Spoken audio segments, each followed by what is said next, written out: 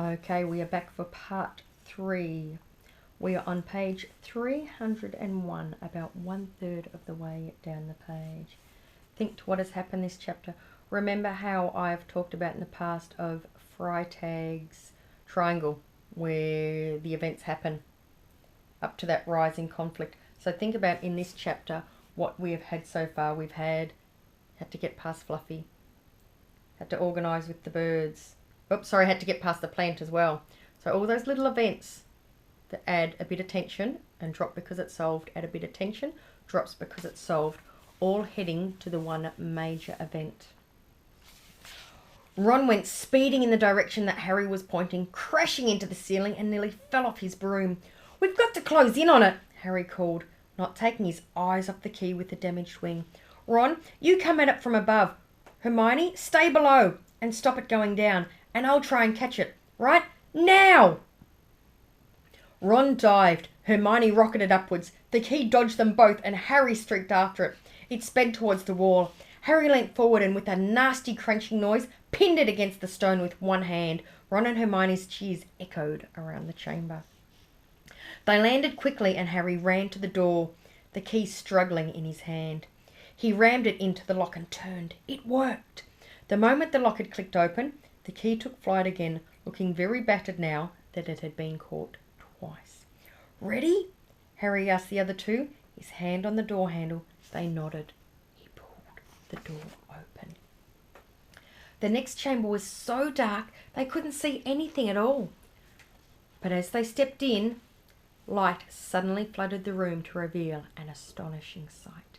They were standing on the edge of a huge chessboard behind the black chessmen, which were taller than they were and carved from what looked like black stone. Facing them, way across the chamber, were the white pieces. Harry, Ron and Hermione shivered slightly. The towering white chessmen had no faces.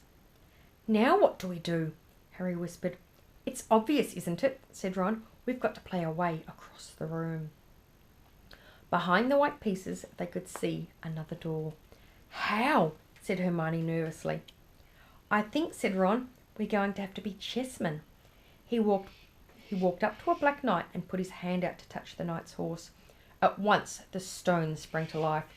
The horse pawed the ground and the knight turned his helmeted head to look down at Ron. "Do we have to join you to get across?" The black knight nodded.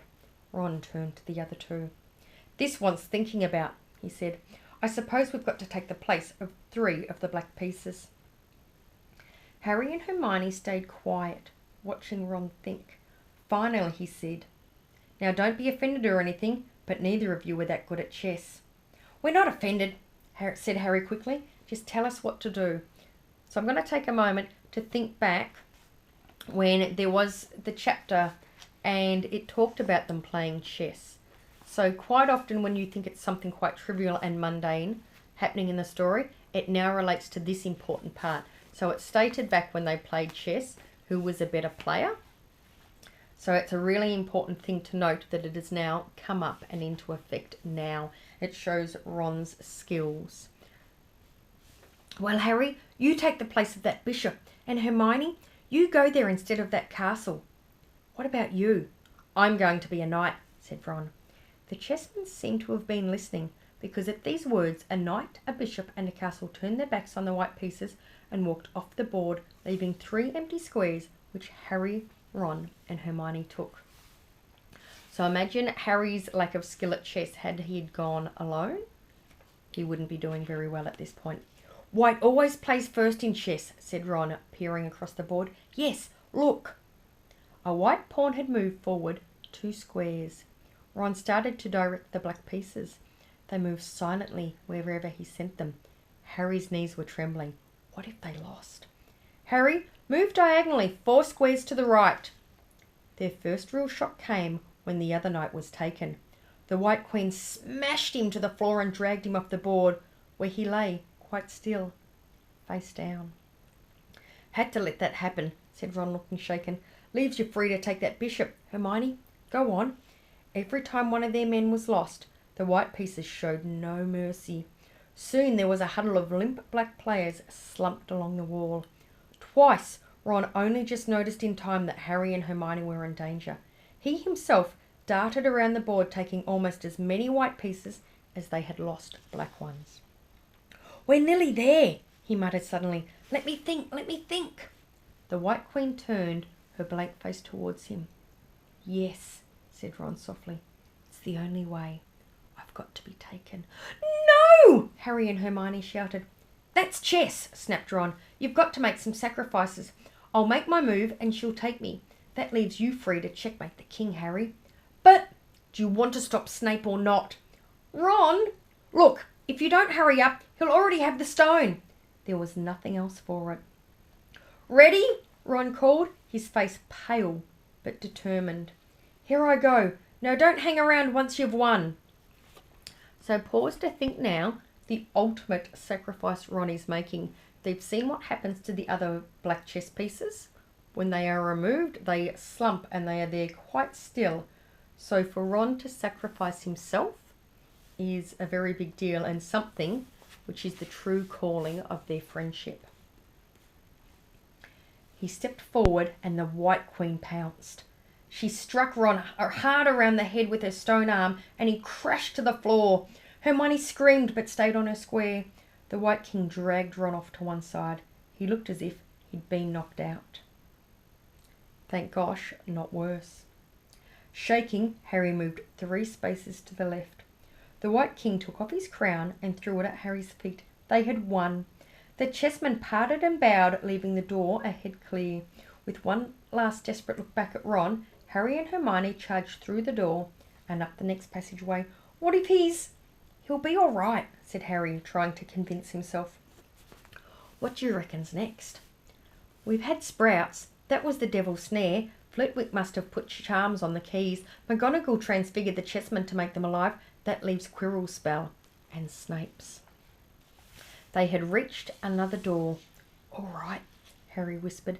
"Go on." Harry pushed it open. A disgusting smell filled their nostrils, making both of them pull their robes up over their noses. Eyes watering, they saw flat on the floor in front of them a troll, even larger than the one they had tackled, out cold with a bloody lump on its head. "I'm glad we didn't have to fight that one," Harry whispered, as they stepped carefully over one of its massive legs. "Come on, I can't breathe." So if it's already knocked out cold with a bloody lump on its head, who has done it? What are your clues? What's your evidence to help you infer as to who has done it?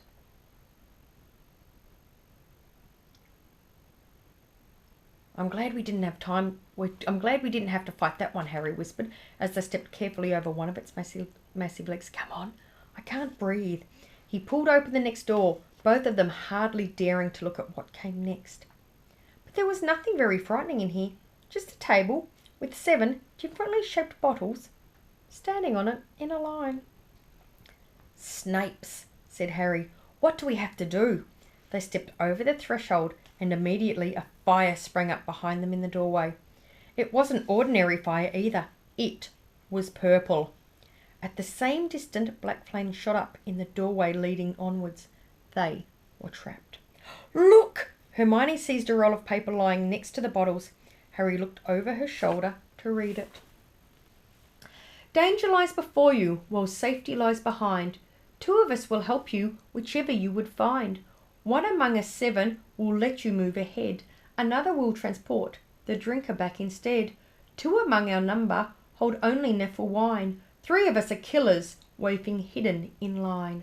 Choose unless you wish to stay here forevermore. To help you in your choice, we will give you these clues for.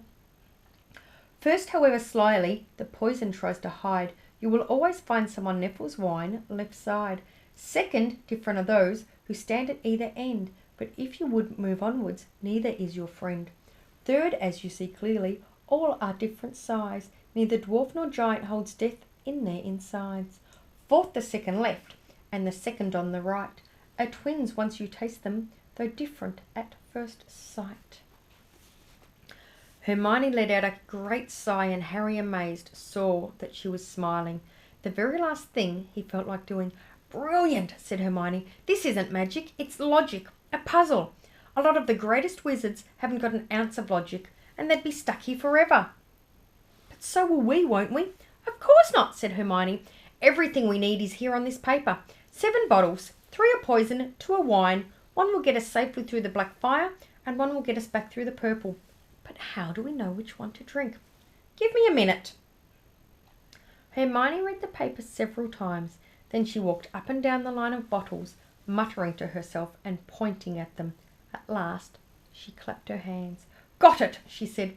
The smallest bottle will get us through the black fire towards the stone. Harry looked at the tiny bottle. There's only enough here for 1 of us, he said. That's hardly 1 swallow. They looked at each other. Which one will get you back through the purple flames? Hermione pointed at a rounded bottle at the end of the line. You drink that, said Harry. No, listen. Get back and get Ron. Grab brooms from the flying key room. They'll get you out the trapdoor and past Fluffy. Go straight to the owlery and send Hedwig to Dumbledore. We need him. I might be able to hold Snape off for a while, but I'm no match for him, really. But Harry, what if you know what's with him? Well, I was lucky once, wasn't I? Said Harry, pointing at his scar. I might get lucky again. Hermione's lips trembled, and she suddenly dashed at Harry and threw her arms around him. Hermione! Harry, you're a great wizard, you know.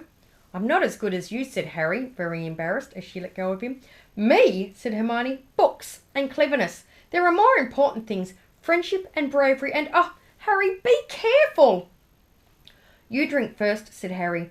You are sure which is which, aren't you? Positive, said Hermione. She took a long drink from the round bottle at the end and shuddered.